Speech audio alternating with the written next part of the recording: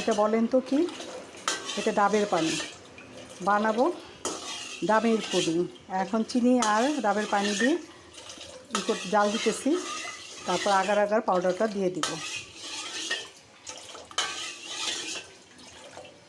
ঢেলে নিব।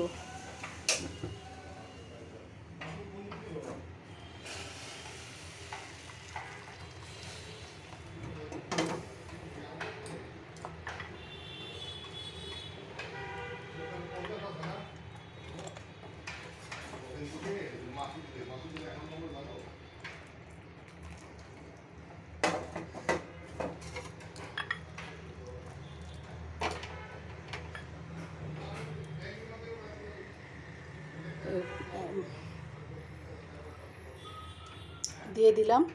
এখন ফ্রিজে রাখবো, ঠান্ডা হলে বের করে আপনাদের পরিবেশন করে দেখাবো। ডাবের পুডিংটা হয়ে গেছে, এখন একটু কেটে দেখাবো।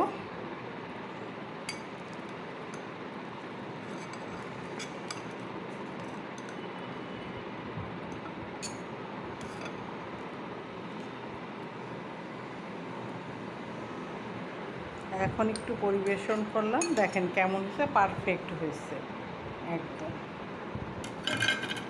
ভালো লাগলে লাইক দিবেন, সাপোর্ট করবেন, পাশে থাকবেন।